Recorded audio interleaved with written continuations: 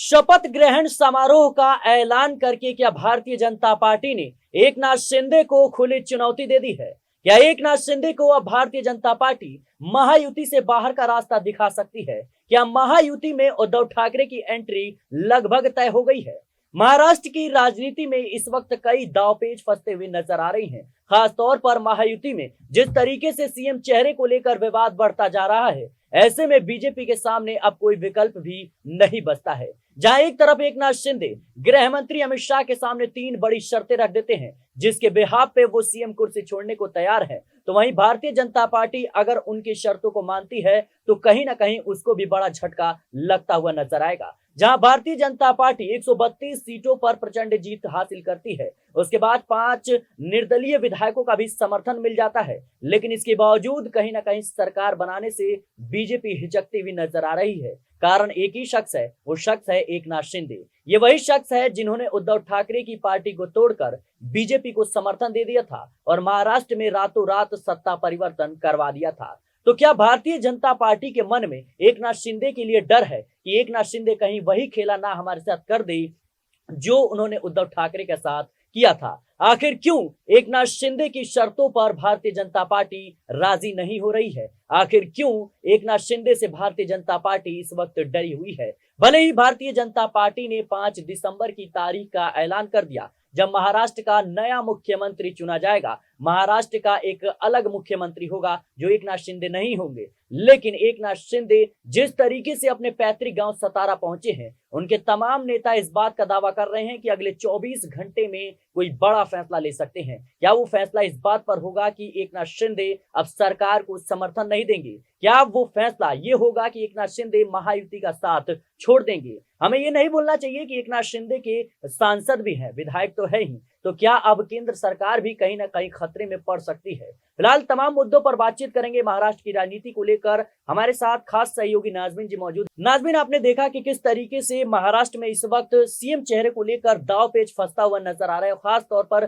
BJP के सामने एकनाथ शिंदे ने जो 3 बड़ी शर्तें रखी हैं, उसके मुताबिक एकनाथ शिंदे का कहना है कि मेरे नेतृत्व में चुनाव लड़ा गया, मेरी योजनाओं के बदौलत जो महायुति है उसको प्रचंड जीत हासिल हुई है और इस लिहाज से कहीं ना कहीं मुख्यमंत्री मुझे ही बनाना चाहिए। वहीं दूसरी शर्त यह है कि एकनाथ शिंदे कहते हैं कि अगर मैं मुख्यमंत्री पद छोड़ता हूं तो फिर मुझे राजस्व, वित्त और गृह विभाग देना चाहिए, जिससे सरकार में संतुलन बना रहे। वहीं तीसरी शर्त की बात करें तो एकनाथ शिंदे का कहना है कि 2.5 साल मैं मुख्यमंत्री रहूंगा और 2.5 साल देवेंद्र फडणवीस रहेंगे, लेकिन एकनाथ शिंदे इसमें हिचकते हुए नजर आ रहे हैं। तो किस तरीके से आप कहीं ना कहीं इन तमाम दांवपेच को देखते हुए नजर आ रहे हैं? देखिए सिराज, बिल्कुल जाहिर सी बात है कि ये जो शर्तें देखी जा रही हैं और ये जो कहा जा रहा है कि एकनाथ शिंदे भारतीय जनता पार्टी के समक्ष 3 शर्तों को पेश कर रहे हैं।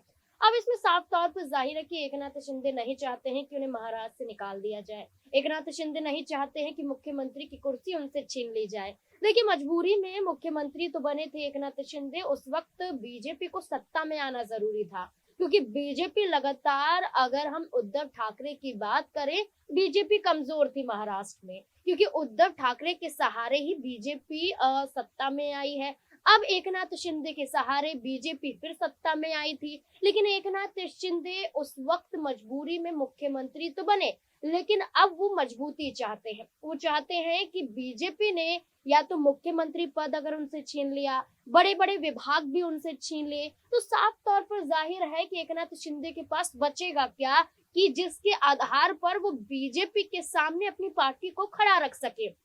देखिए, अजीत पवार को मालूम है कि उनकी पार्टी ने यहाँ पर सिर्फ 41 सीटें जीती हैं और इसके आधार पर अगर उनकी पार्टी से उप मुख्यमंत्री बनाया जाएगा तो वो उससे भी संतुष्ट हैं। वो खुद ये कहते हैं कि हमें सीएम पद की लालसा नहीं है। देखिए, कल भी उनका बयान सामने आया अजीत पवार का कि बीजेपी से ही सीएम तय होना चाहिए। यानी कि आप अजीत पवार के बयान से भी समझ सकते हैं कि वो खुद एकनाथ शिंदे को नहीं चाहते मुख्यमंत्री बने, क्योंकि अगर एकनाथ शिंदे मुख्यमंत्री बन गए तो दूसरा दल अजीत पवार का क्या होगा? क्या अजीत पवार की मुश्किलें बढ़ती हुई नजर आएंगी? नाजमीन, मैं आपको रोकना चाहूंगा कि जिस तरीके से आपने कहा कि अजीत पवार भी नहीं चाहते कि एकनाथ शिंदे मुख्यमंत्री बने, लेकिन हमें ये नहीं भूलना चाहिए, जैसे ही चुनाव के नतीजे सामने आए थे उस वक्त उद्धव ठाकरे कहते हुए नजर आए कि जो सीएम चेहरा होना चाहिए वो भारतीय जनता पार्टी का होना जी। चाहिए, यानी मुख्यमंत्री बीजेपी का होना चाहिए। तो कहीं ना कहीं एकनाथ शिंदे ने इस बयान के जरिए ये संदेश जरूर दे दिया है कि अगर जरूरत पड़ी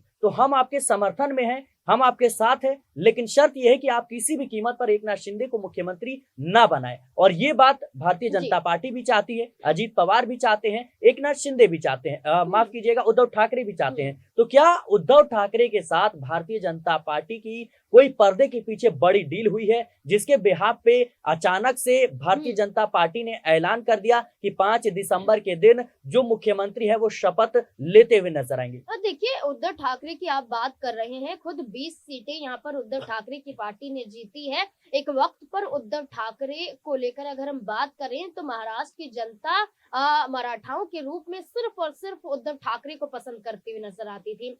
लेकिन आज का ये समय है कि बीजेपी अब उद्धव ठाकरे की पार्टी यानी कि शिवसेना यूबीटी पर भारी पड़ती हुई दिखाई दे रही है। उद्धव ठाकरे को मालूम है कि अब ना तो वो सत्ता में है, ना पार्टी मजबूत है और ना ही कोई जिम्मेदारी उनके पास है। तो उद्धव ठाकरे की बात करें तो उनके बयान यही दर्शाते हैं कि वो तैयार है बीजेपी के साथ हाथ मिलाने के लिए, क्योंकि इससे पहले भी वो बीजेपी के साथ गठबंधन में रह चुके हैं। बस मुख्यमंत्री पद को लेकर पेच उस वक्त भी फंसता हुआ नजर आया था, जो इस वक्त एकनाथ शिंदे के साथ देखा जा रहा था। लेकिन एकनाथ शिंदे ने वो फैसला नहीं लिया जो उद्धव ठाकरे ने उस वक्त पर फैसला लिया था। देखिए, उद्धव ठाकरे ने सीधे तौर पर बीजेपी से गठबंधन तोड़ दिया था और बीजेपी से गठबंधन तोड़ने के बाद उद्धव ठाकरे ने शरद पवार की पार्टी एनसीपी, कांग्रेस पार्टी के साथ हाथ मिला लिया था। तो ये साबित होता है कि उद्धव ठाकरे ने मुख्यमंत्री की कुर्सी को लेकर बीजेपी का साथ छोड़ने तक का फैसला कर लिया था। लेकिन एकनाथ शिंदे हैं, कभी बीमार पड़ जा रहे हैं, कभी बुखार हो जा रहा है, कभी अपने गांव पहुंच जाते हैं सतारा जिले में। वहां पर उनके जो पार्टी के नेता हैं वो ये कहते हैं कि जब भी वो अपने गांव में जाते हैं तो कोई बड़ा फैसला लेते हैं, कोई और यहाँ पर बयान सामने नहीं आता है। ये कहा जाता है कि डॉक्टरों की टीम वहां पर पहुंच रही है, यानी कि एकनाथ शिंदे बीजेपी पर दबाव बना रहे हैं या समय को आगे बढ़ाते हुए नजर आ रहे हैं। देखिए, 5 दिसंबर जब तय हो गया है कि शपथ ग्रहण समारोह होगा, तो आखिरकार एकनाथ शिंदे इन तमाम फैसलों से दूरी क्यों बना रहे? तो ये साफ तौर पर जाहिर है कि एकनाथ शिंदे दबाव बना रहे कि बीजेपी झुक जाए, लेकिन एकनाथ शिंदे के जरिए कोई फैसला नहीं लिया जा रहा। उद्धव ठाकरे की बात कर लेते हैं। मैं आखिरी बात कहना चाहूंगी कि उद्धव ठाकरे को अगर उप मुख्यमंत्री पद का ऑफर भी मिलता है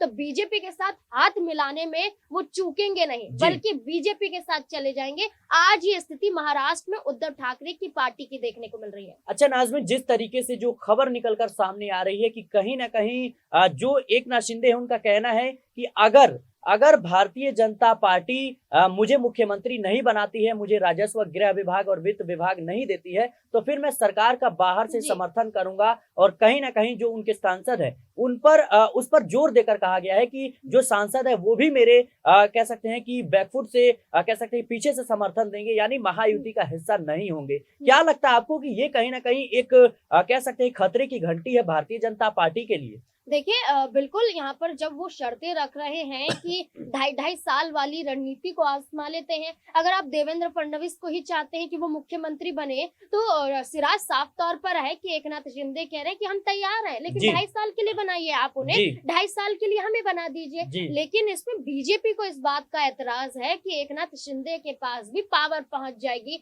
और बीजेपी हमेशा से हर राज्य में ये चाहती है जहाँ बीजेपी जो शासित प्रदेश है उसमें उनके जो सहयोगी दल हैं वो मजबूत ना हो पाए। तभी बिहार में नीतीश कुमार कमजोर पड़े हुए हैं, उत्तर प्रदेश में देखा जाए तो जयंत चौधरी हो, ओम प्रकाश राजभर हो, अनुप्रिया पटेल हो, वो कमजोर पड़े हुए हैं। तो ये स्थिति है कि आज बीजेपी मजबूत होने के लिए अपने ही सहयोगी दलों से किनारा करने के लिए तैयार है। इसलिए जो शपथ ग्रहण समारोह की तारीख निर्धारित कर दी गई है, ये दर्शा रहा है कि एकनाथ शिंदे को चुनौती दे दी गई है कि आप तैयार हैं तो ठीक, नहीं है तो हम अपना फैसला कर लेंगे। लेकिन एकनाथ शिंदे की जो मांगे हैं कि हमें वित्त, हमें गृह, राजस्व विभाग चाहिए, ये बड़े बड़े विभाग है और ये विभाग भी बीजेपी नहीं छोड़ना चाहती है। देखिए, बीजेपी को कहीं ना कहीं तो झुकना पड़ेगा, देखिए, आप उन्हें सीएम नहीं बना रहे हैं तो बड़े विभाग उन्हें दे दीजिए, लेकिन बीजेपी गृह विभाग नहीं छोड़ना चाहती, वित्त विभाग नहीं छोड़ना चाहती,